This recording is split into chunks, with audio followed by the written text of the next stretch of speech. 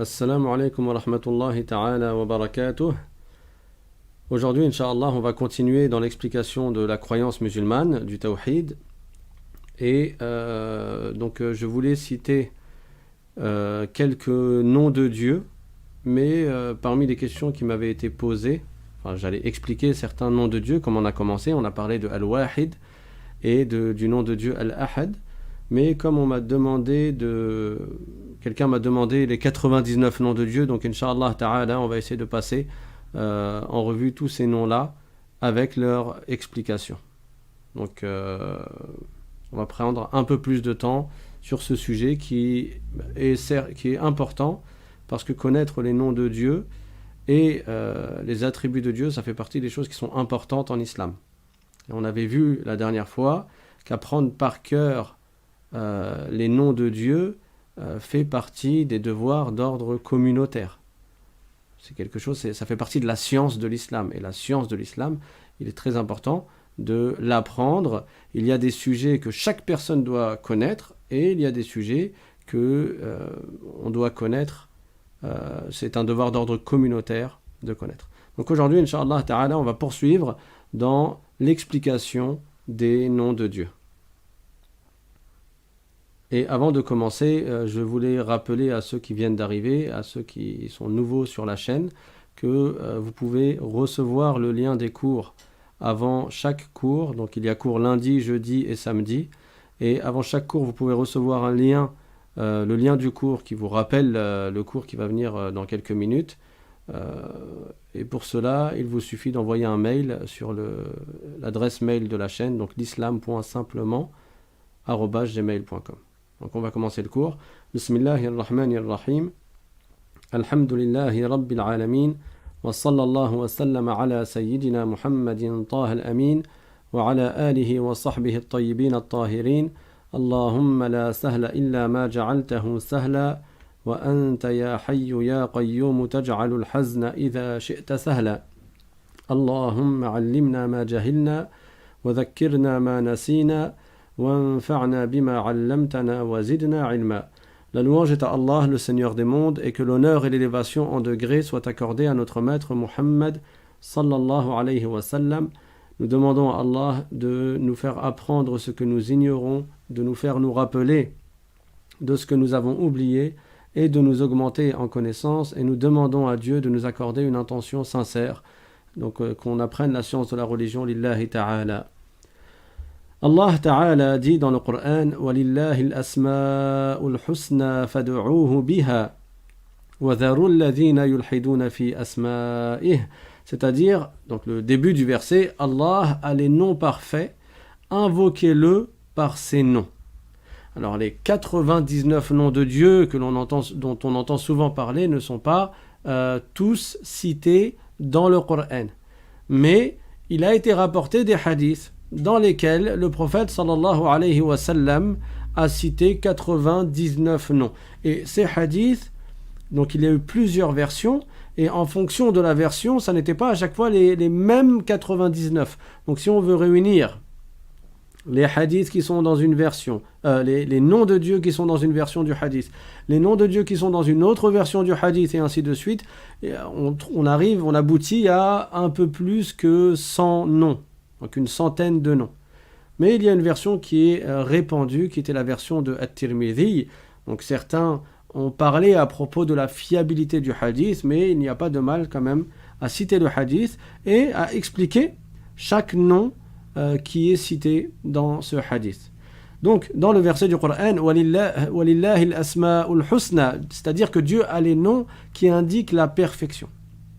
Il y a plusieurs versets du Coran qui donne cette expression-là, Al-Asma'ul Husna.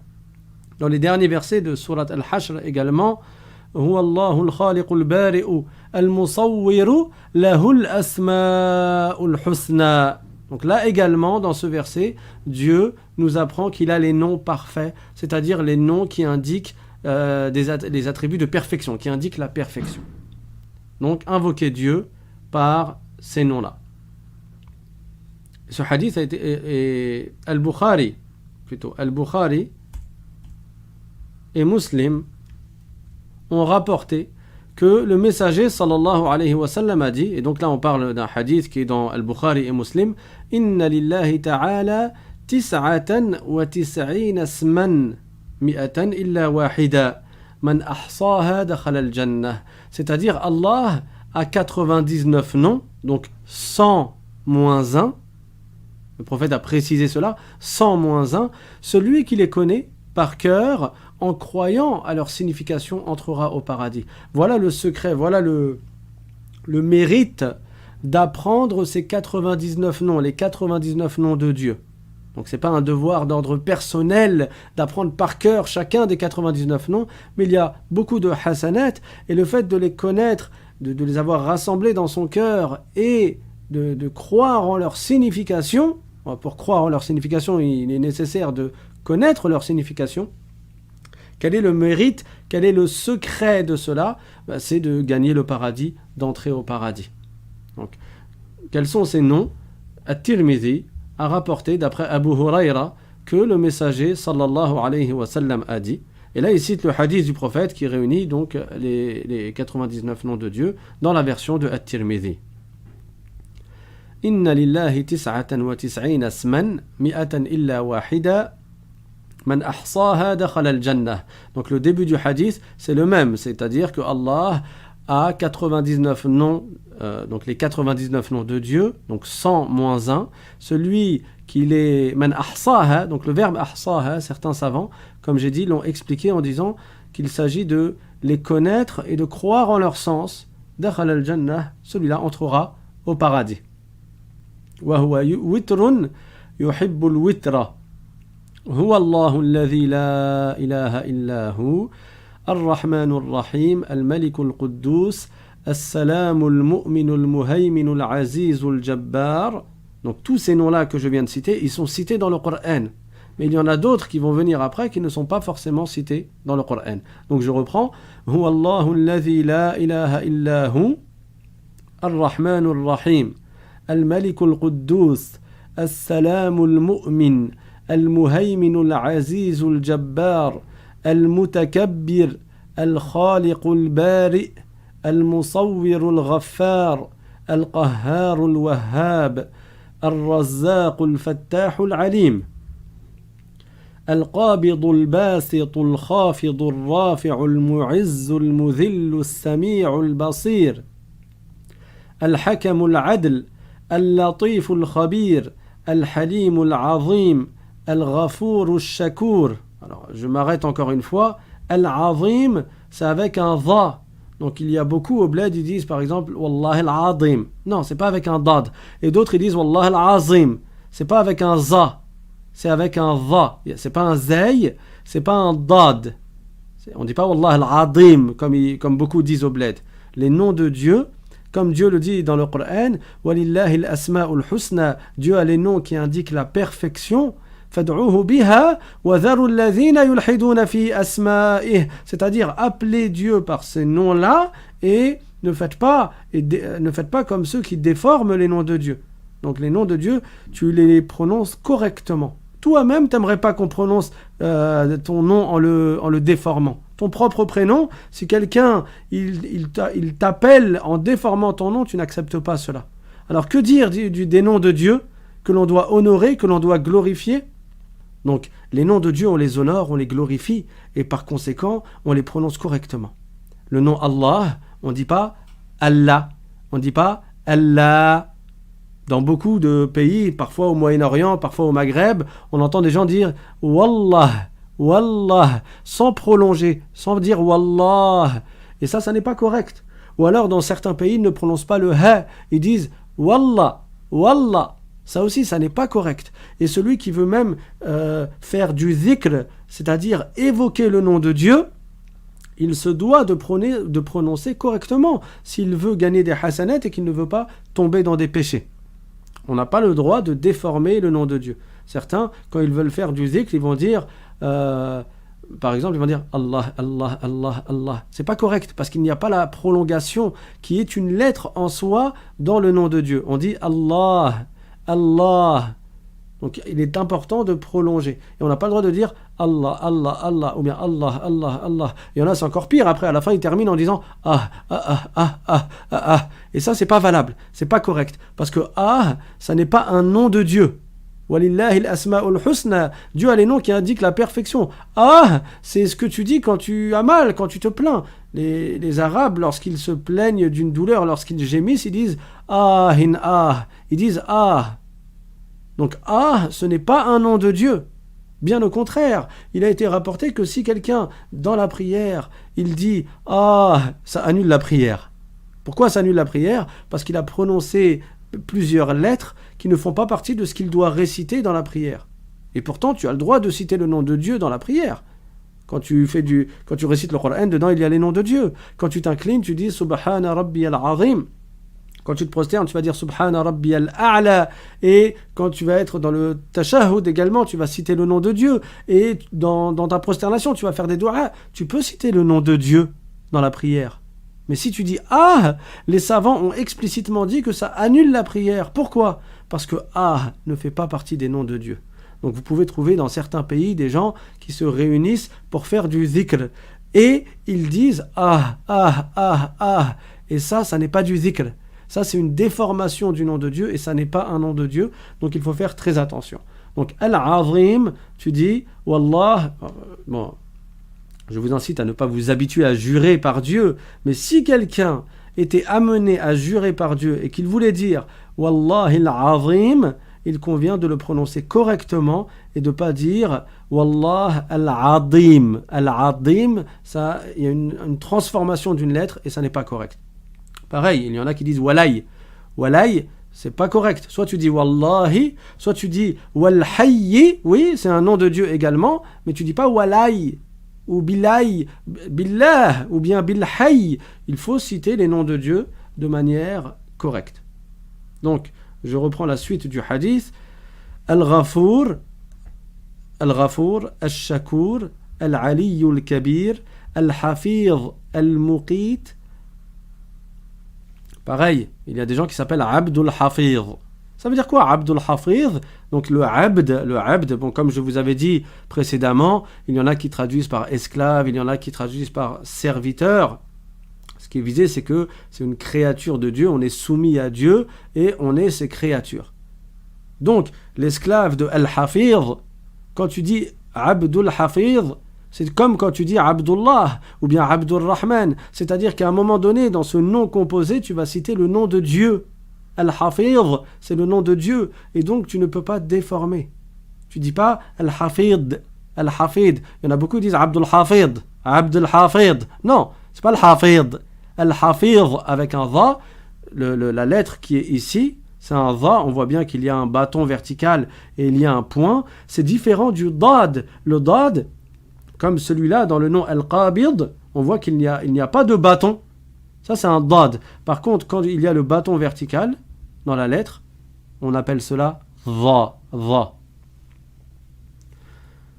Al-Hafiz, Al-Muqit, Al-Hasib, Al-Jalil, Al-Karim, Al-Raqib, Al-Mujib, Al-Wasi' Al-Hakim, Al-Wadud, Al-Majid, Al-Ba'ith, Al-Shahid, Al-Haqq, Al-Wakil, القوي المتين الولي الحميد المحصي المبدئ المعيد المحيي المميت الحي القيوم الواجد الماجد الواحد الصمد القادر المقتدر المقدم المؤخر الأول الآخر الظاهر الباطن الوالي المتعال البر التواب المنتقم العفو الرؤوف مالك الملك ذو الجلال والإكرام المقسط الجامع الغني المغني المانع الضار النافع النور الهادي. Donc الهادي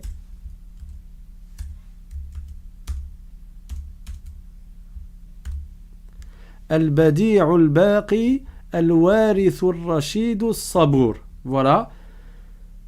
Donc, en français, on va donner la signification du début du hadith. Donc, c'est-à-dire que Dieu a 99 noms. Celui qui les connaît par cœur, en croyant à leur signification, entrera au paradis. Il est Allah, il n'y a pas d'autre Dieu que lui.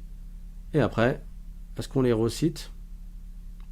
On va les reciter pour celui qui n'est pas capable de lire en arabe et qui veut les lire en français pour bien qu'il suive avec la prononciation qui est correcte. Donc, il est Allah, il n'y a pas d'autre Dieu que lui. Ar-Rahman, Ar-Rahim, Al-Malik, Al-Quddus, Al-Salam, Al-Mu'min, Al-Muhaymin, Al-Aziz, Al-Jabbar, Al-Mutakabbir, Al-Khaliq, البارئ المصور الغفار القهار الوهاب الرزاق الفتاح العليم القابض الباسط الخافض الرافع المعز المذل السميع البصير الحكم العدل اللطيف الخبير الحليم العظيم الغفور الشكور العلي الكبير الحفيظ المقيت الحسيب الجليل الكريم الرقيب المجيب الواسع الحكيم الودود المجيد الباعث الشهيد الحق الوكيل القوي المتين الولي الحميد المحصي المبدئ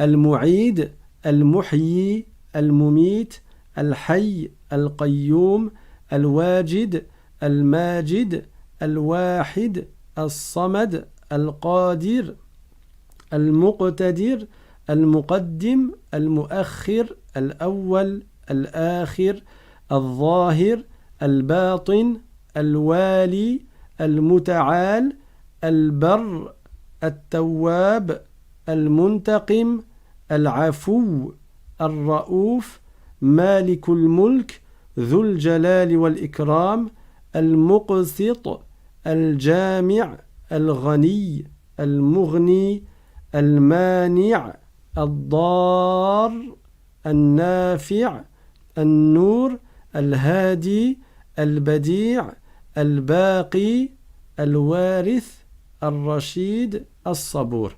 Donc le hadith a plusieurs versions et ce qui fait en tout, comme on a dit, plus de 99 noms.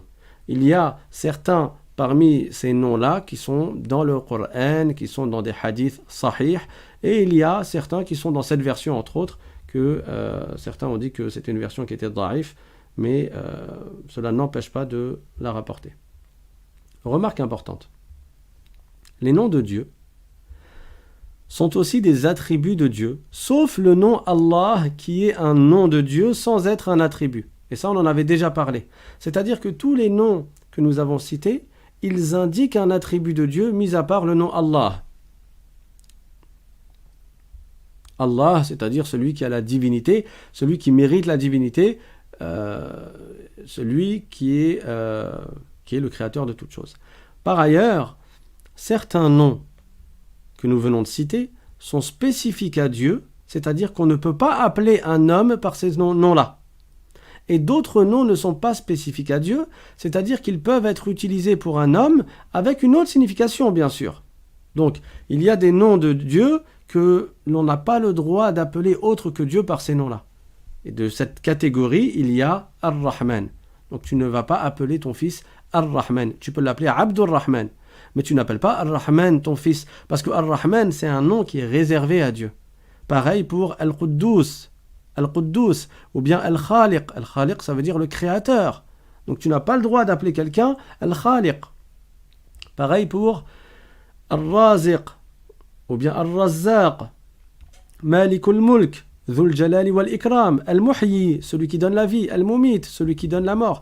Donc ces noms-là sont réservés à Dieu et sont spécifiques à Dieu et on ne peut pas appeler autre que Dieu avec ces noms-là. On ne peut appeler que Dieu avec ces noms. Mais cependant, la plupart des noms sont de l'autre catégorie, c'est-à-dire qu'ils peuvent être utilisés pour autre que Dieu, Mais dans ce cas-là, ils n'auront pas la même signification que quand ils sont utilisés pour Dieu, bien sûr. Et donc la personne, elle peut appeler son fils Rahim. Pourtant, parmi les noms de Dieu, il y a Ar-Rahim. Alors quand tu dis Ar-Rahim, s'agissant de Dieu, il y a l'article défini, Alif Lam. Donc Ar-Rahim, ça veut dire que Dieu est miséricordieux. Et quand tu utilises le terme Rahim pour une créature, ça donne le sens qui est spécifique à la créature, qui veut dire le fait d'avoir de la compassion. On peut aussi utiliser le terme miséricorde, mais ce qui est visé, c'est ce qui est spécifique et propre aux créatures. Autre que l'attribut éternel de Dieu, qui est le fait d'accorder sa miséricorde éternelle. Parmi les noms qu'on peut utiliser aussi pour les créatures, il y a Salam.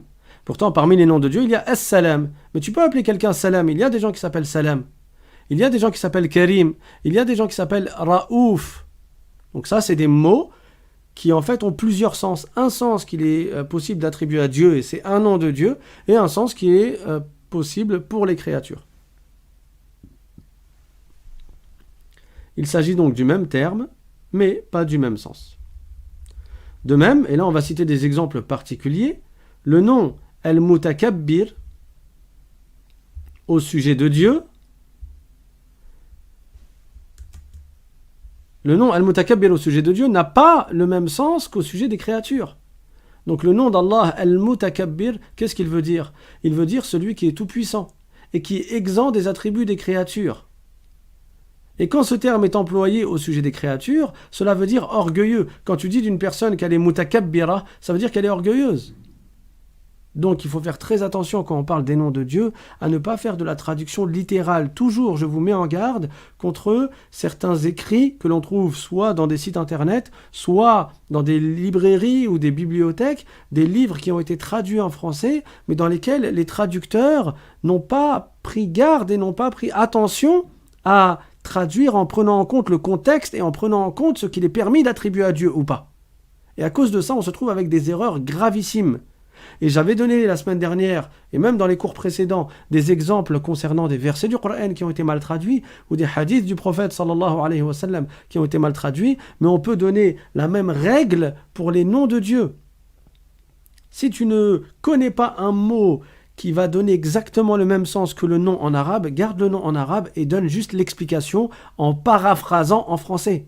Mais ne va pas t'aventurer à faire de la traduction Google, de la traduction littérale, pour au final attribuer à Dieu un mot, mais qui est une injure, qui est une insulte à l'égard de Dieu.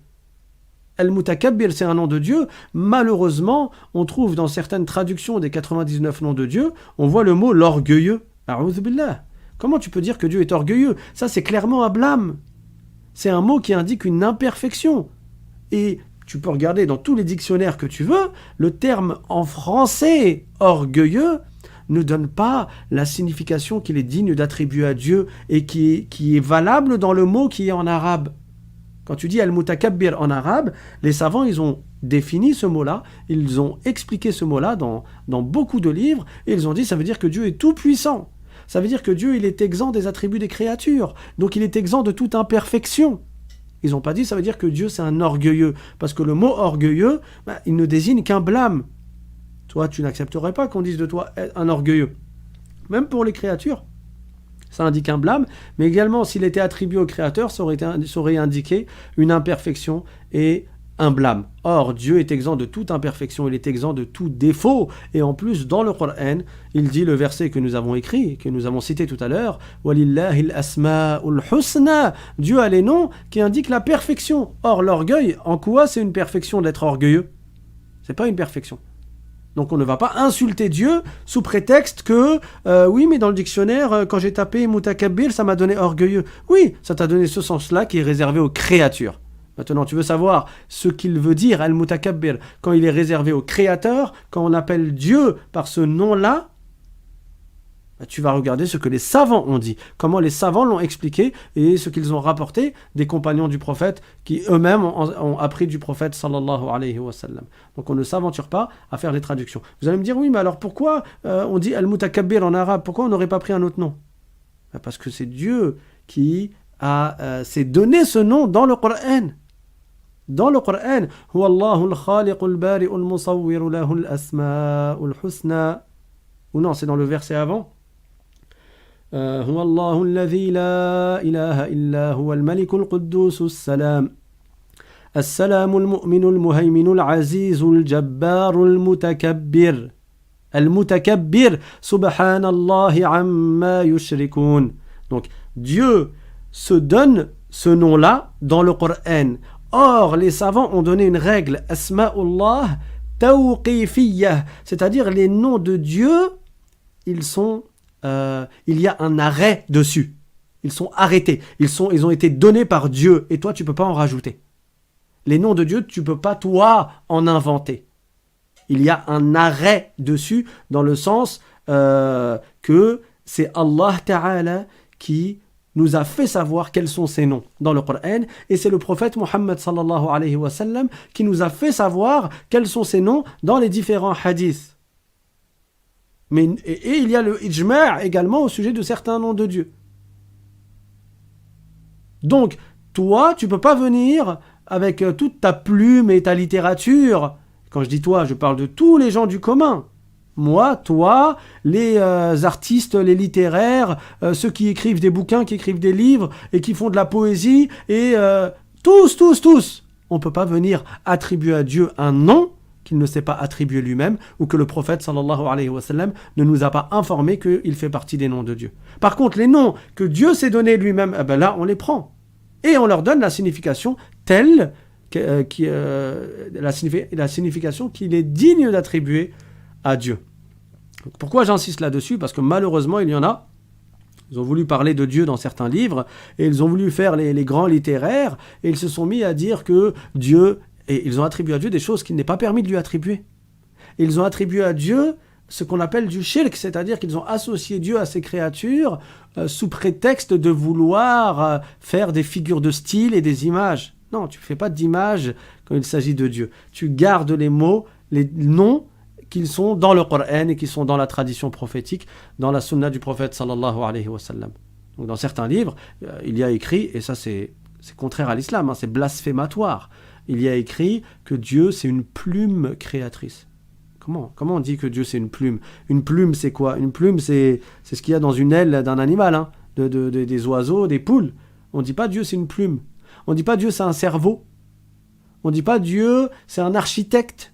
Non, on attribue à Dieu les noms qu'il s'est attribués lui-même. Et on ne va pas en inventer. Pourquoi? Parce qu'on se rappelle de la règle Asma'ullahi tawqifiyah, c'est-à-dire que les noms de Dieu, il y a un arrêt dessus. Tu ne peux pas, toi, venir en rajouter, mais tu te contentes de ce qu'il y a dans le Coran et dans le hadith et dans le consensus des savants. On va citer un autre exemple. Le nom Al-Jabbar, au sujet de Dieu, n'a pas le même sens qu'au sujet des créatures. Pareil, Al-Jabbar pour les créatures, ça veut dire un tyran. On dit que Pharaon était un Jabbar.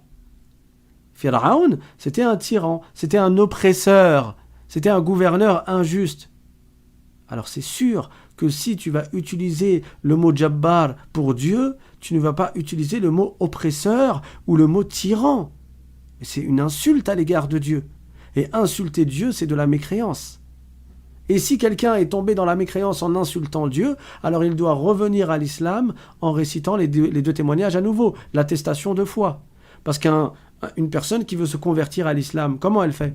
Elle récite les deux témoignages. Et de la même manière, une personne qui a quitté l'islam à cause d'une apostasie, c'est-à-dire elle a fait quelque chose qui fait sortir de l'islam, et on verra ce chapitre plus tard, Inch'Allah.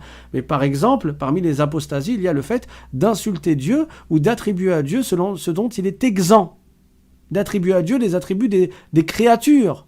Comme l'a dit l'imam Abu Ja'far al-Tahawi, radiyallahu anhu, وَمَنْ وَصَفَ اللَّهَ بِمَعْنًا مِنْ مَعَانِ الْبَشَرِ فَقَدْ كَفَرَ, c'est-à-dire celui qui attribue à Dieu un des attributs des créatures, un des sens des humains, celui-là est devenu mécréant. Donc il n'est plus considéré comme étant musulman parce qu'il a fait du shirk en associant Dieu à ses créatures, en assimilant Dieu à ses créatures.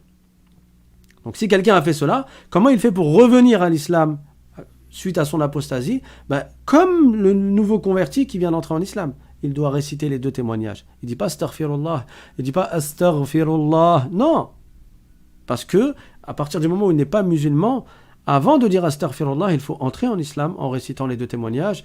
Et Inch'Allah, on abordera en détail ce sujet ultérieurement. Donc, le nom Al-Jabbar, c'est un nom de Dieu, mais il n'a pas le même sens que quand tu utilises le mot Jabbar pour les créatures. Le nom d'Allah, Al-Jabbar, veut dire celui à qui rien ne peut nuire. Donc c'est une des définitions, des explications qui ont été données par les savants. Donc, ce terme indique la perfection au sujet de Dieu. Il est celui que rien ne peut nuire, parce que Dieu, il est éternel, et toutes les créatures, Dieu existe avant elles. Et quand les créatures, elles se sont mises à entrer en existence les unes après les autres, elles n'ont rien changé sur Dieu. Allah Ta'ala, il ne change pas, ni il n'est touché par une nuisance, ni il gagne un profit grâce à ses créatures. Allah Ta'ala, n'est-ce pas qu'on dit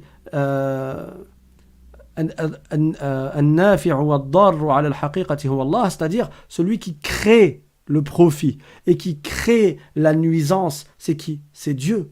Mais Dieu, lui, il ne subit pas ni de profit ni de nuisance. Il n'évolue pas, il ne change pas. Pourquoi? Parce que le changement, c'est la plus grande preuve de l'entrée en existence. Si quelqu'un évolue, si quelque chose change, c'est que c'est une créature. C'est qu'à un moment donné ou à un autre, elle est entrée en existence. Et Dieu n'est pas entré en existence, il est éternel, donc il ne change pas. Les savants ont dit, le changement est la plus grande preuve de l'entrée en existence. Ce monde, il change. Le soleil, il évolue.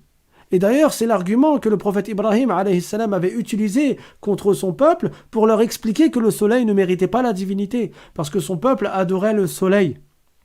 Le peuple d'Ibrahim alayhi salam, bon, il a voyagé, mais à un moment donné, il était face à des gens qui adoraient le soleil, la lune, les étoiles. Alors Ibrahim alayhi salam, quand il a vu la lune, une étoile, et après quand il a vu la lune, et après quand il a vu le soleil, à chaque fois, il leur a dit « Hada Rabbi », ça veut dire « Mais c'est ça, d'après vous, mon Dieu ?» Ça veut dire non, c'est pas mon Dieu. C'est une question qui n'impliquait qu'une seule réponse. Ça veut dire cette chose-là ne mérite pas la divinité. Mais eux, ils voulaient pas comprendre. Alors il attendait que la lune, elle disparaisse, que le soleil disparaisse, que l'étoile, elle disparaisse. Et après, il disait La uhibbul afilin. Mais moi, je n'adore pas une chose qui disparaît. Parce que cette chose, si elle disparaît, c'est qu'elle a changé. C'est qu'elle est passée d'un état à un autre. Et si elle est passée d'un état à un autre, ça veut dire qu'elle a eu besoin de qui la spécifie par le premier état à un moment donné et qui la spécifie par le deuxième état à un autre moment donné. Et celui qui a besoin d'autrui, il n'est pas Dieu, il n'est pas tout-puissant. Donc je répète, celui qui change a besoin de qui l'a fait changer. Celui qui a besoin est incapable, et celui qui est incapable ne mérite pas la divinité. Donc Dieu ne change pas, et les créatures de Dieu changent. Donc Dieu, il ne subit pas de nuisance. Et c'est ça le sens du mot Al-Jabbar, qui est un nom de Dieu. Et il y a des gens qui s'appellent Abdul Jabbar, l'esclave de Al-Jabbar. Et quand ce terme est employé au sujet des créatures, cela veut dire oppresseur, injuste. Et bien sûr, il n'est pas permis d'attribuer ce sens à Dieu. On n'a pas le droit de dire que Dieu est un oppresseur. On n'a pas le droit de dire que Dieu est un injuste. Parce que ça, c'est un défaut. C'est une imperfection. Et on doit attribuer à Dieu tout attribut de perfection qui est digne de lui. Comme il le dit dans le Coran. Walillahil mathalul a'la. C'est-à-dire Dieu a les attributs qui indiquent la perfection. Et il n'a pas d'attribut d'imperfection. C'est ça le tawhid. Al-Junayd al-Baghdadi, qui était un grand savant, il a défini le tawhid. Il a dit quoi? Il a dit le tawhid. Et c'est tout ce qu'on est en train de voir, mais en détail, lui, il a résumé en une phrase. Il a dit « At-tawhidu ifradul qadimi min al-muhdath ». C'est-à-dire, le tawhid consiste à faire l'absolue distinction entre celui qui n'a pas de début et entre ce qui est entré en existence. C'est de faire la différence totale entre le créateur et les créatures. La différence totale entre Dieu et nous, les créatures. C'est ça le tawhid. Et le contraire du tawhid, c'est le shirk. Donc, les savants de l'islam, tels que Abu Ja'far al-Tahawi ont dit وَمَنْ وَصَفَ اللَّهَ بِمَعْنًا مِنْ مَعَانِ الْبَشَرِ فَقَدْ كَفَرَ, c'est-à-dire celui qui attribue à Dieu un des sens des humains est devenu mécréant. Il est devenu non-croyant. Maintenant, on va commencer. On arrive déjà à la fin du cours, mais on va commencer quand même à expliquer chacun des noms de Dieu. Certains, on va rentrer un peu dans les détails, parce qu'il s'agit justement d'expliquer c'est quoi la croyance des musulmans, et parfois, il y a des noms de Dieu qui ont des significations qui sont très proches, et donc on va aller assez vite. Allah est un nom propre qui désigne l'être glorifié. Donc le nom Allah, c'est le meilleur mot qui existe. Et on l'appelle Ismullah al-A'zam. Il est arrivé que certaines personnes fassent des invocations devant le prophète sallallahu alayhi wa sallam. Et le prophète sallallahu alayhi wa sallam leur a répondu: tu viens d'invoquer Dieu en utilisant Ismullah al-A'zam, c'est-à-dire le meilleur nom de Dieu. Et donc ton invocation sera exaucée. Ton invocation va être exaucée. Donc, Ismullah al-A'zam, c'est lequel? Le nom de Allah al-A'zam, le plus glorifié, c'est le nom Allah. Donc, c'est un nom propre qui désigne l'être que nous devons glorifier, que nous devons adorer, et qui mérite donc l'extrême glorification, qui mérite l'extrême limite de la soumission. Et c'est celui qui a la divinité, qui a la puissance pour créer, c'est-à-dire pour faire passer les choses du néant à l'existence. Quand tu dis La ilaha illallah, ça veut dire il n'y a pas d'autre créateur que Dieu, ou bien il n'y a pas qui mérite l'adoration hormis Dieu. L'un ou l'autre, les savants ont donné ces deux explications-là. La ilaha illallah, il n'est de Dieu que Dieu, ça veut dire il n'y a pas d'autre divinité que Dieu. Et en fait, le mot divinité, certains l'ont expliqué, al-ilah, en disant, certains savants, ils ont expliqué en disant que c'est celui qui mérite l'adoration, et d'autres ont dit c'est celui qui fait passer les choses du néant à l'existence, qui crée. Et l'un dans l'autre, celui qui crée, forcément, c'est lui qui mérite l'adoration. Donc l'un implique l'autre. Voilà pour le nom Allah que vous connaissez tous. Ar-Rahman, le nom de Dieu Ar-Rahman, que l'on voit dans le Coran, quand tu récites Bismillahir-Rahmanir-Rahim au début de chaque sourate. Ça veut dire quoi Ar-Rahman? On l'avait déjà vu, je crois, dans le premier cours sur le Tawhid, c'est-à-dire celui qui est très miséricordieux envers les croyants et les non-croyants dans ce bas monde, et envers les croyants uniquement dans l'au-delà. Et envers les croyants uniquement dans l'au-delà. Ar-Rahman, c'est donc aussi un nom qui est spécifique à Dieu, et tu ne peux pas appeler quelqu'un Rahman ou Ar-Rahman. Il n'est pas permis d'appeler une créature Ar-Rahman. C'est un nom qui a pour signification celui qui est très miséricordieux envers les croyants et les mécréants dans ce bas monde, et envers les croyants uniquement dans l'au-delà. Et ça, on l'observe. Comme j'avais dit, ceux qui insultent Dieu, qui ne croient pas en Dieu, qui ne croient pas en ses prophètes, qui ne croient pas en l'existence du paradis, qui ne croient pas en l'existence de l'enfer, qui ne croient pas en la vie après la mort, qui ne croient pas en la résurrection, qui ne croient pas au jour dernier, qui ne croient en rien de tout ça. Donc, ce sont des gens qui ne sont pas croyants. Tu les vois, ils respirent. Ils sont parfois en bonne santé. Ils ont peut-être beaucoup d'argent. Ils ont de la joie. Ils sont dans un bonheur dans ce bas monde. Donc, ils ont la miséricorde de Dieu. Mais dans l'au-delà, la miséricorde de Dieu est réservée aux croyants. Comme Dieu dit dans le Coran, « Wa rahmati wasi'at kulla shay' fasa'aktubuha lilladhina yattaqun » Donc, ainsi dans cette vie, Allah fait miséricorde aux musulmans et aux non-musulmans. Donc même l'air que respirent les non-croyants est une miséricorde de Dieu, mais dans l'au-delà, la miséricorde est spécifique aux musulmans. Donc il n'est pas permis de demander à Dieu la miséricorde pour celui qui meurt non-musulman, parce que Dieu ne pardonne pas à celui qui meurt non-croyant. Donc quelqu'un qui n'est pas croyant, tu peux lui faire des doigts tant qu'il est vivant. Oui, que Dieu le guide, que Dieu lui accorde la bonne santé, que Dieu fasse qu'il ne soit pas éprouvé ici-bas. Tu peux lui faire des invocations. Et surtout, tu insistes sur la guider, qu'Allah le guide et que Dieu lui accorde de suivre le droit chemin et d'embrasser l'islam et d'avoir la foi pour gagner le paradis. Mais s'il meurt sans avoir cru en Dieu, là, ça y est, c'est acté. C'est trop tard. Donc, tu ne vas pas écrire sur ton statut Instagram RIP ou je ne sais quoi. Ça y est, il n'est plus en paix à partir du moment où il est mort sans avoir cru en Dieu. À partir du moment où une personne, elle est décédée et on sait qu'elle n'était pas croyante, qu'elle n'était pas musulmane, qu'elle ne croyait pas en Dieu, qu'elle ne croyait pas en son prophète, alors c'est acté. La miséricorde de Dieu dans l'au-delà, elle est réservée aux croyants.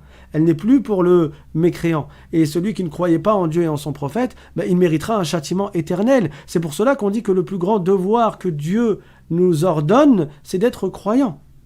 Et bien sûr, quand je dis devoir, quand je dis obligation, Je parle dans le contexte religieux, c'est-à-dire que celui qui n'accomplit pas ce devoir méritera dans l'au-delà un châtiment. Et celui qui accomplit ce devoir méritera dans l'au-delà une récompense. C'est pour ça que dans le Coran, Allah Ta'ala dit Ma kana lin-nabiyyi wal-ladhina amanu an yastaghfiru lil-mushrikin walau kanu uli qurba min ba'di ma tabayyana lahum annahum ashabul jahim. C'est-à-dire qu'il n'appartient pas aux prophètes ni aux croyants qui sont avec lui de demander pardon pour ceux qui sont morts sur le shirk.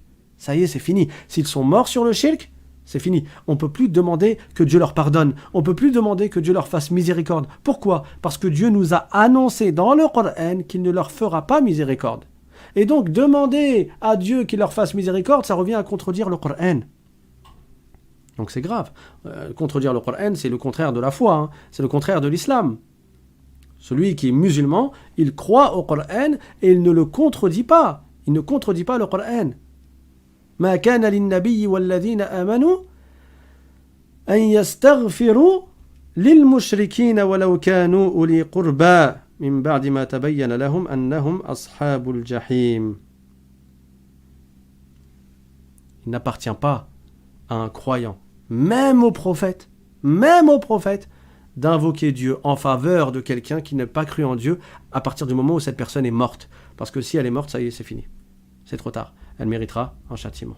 Allah Ta'ala dit wa rahmati wasi'at kulla shay'in fasa'aktubuha lilladhina yattaqun, c'est-à-dire ma miséricorde dans cette vie, elle englobe toute chose. Donc elle concerne aussi bien le musulman et le non-musulman. Elle englobe aussi bien le croyant et le non-croyant. Mais dans l'au-delà, elle est spécifique aux croyants. Elle est spécifique aux musulmans. Elle est spécifique à celui qui s'est préservé du shirk, qui s'est préservé du plus grave des péchés, qui est la mécréance, qui est l'association.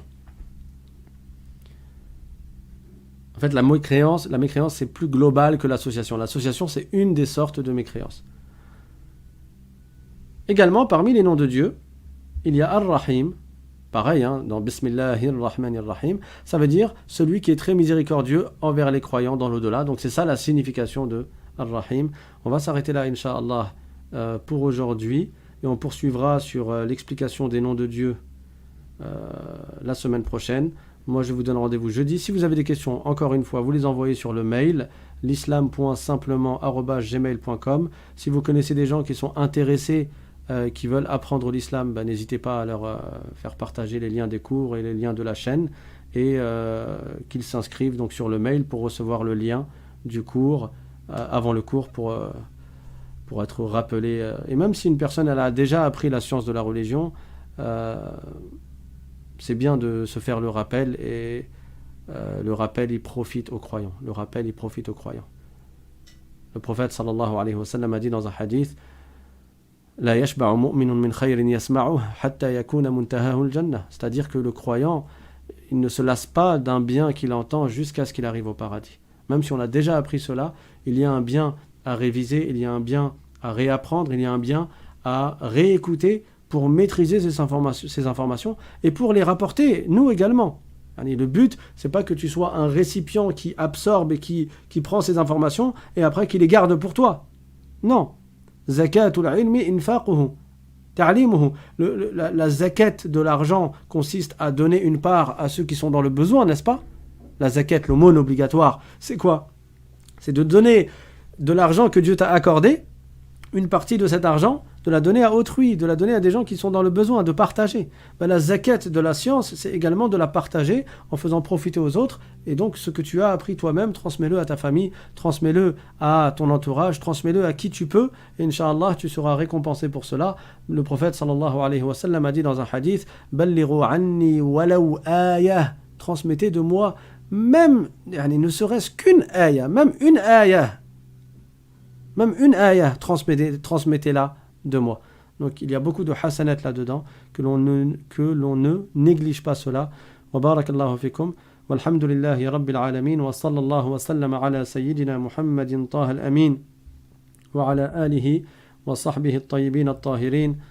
Allahumma arhamna bi rahmatika al-wasi'ah. Allahumma ighfir lana dhunubana wa israfana fi amrina wa kaffir 'anna sayyi'atina وتوفنا وأنت راض عنا يا رب العالمين.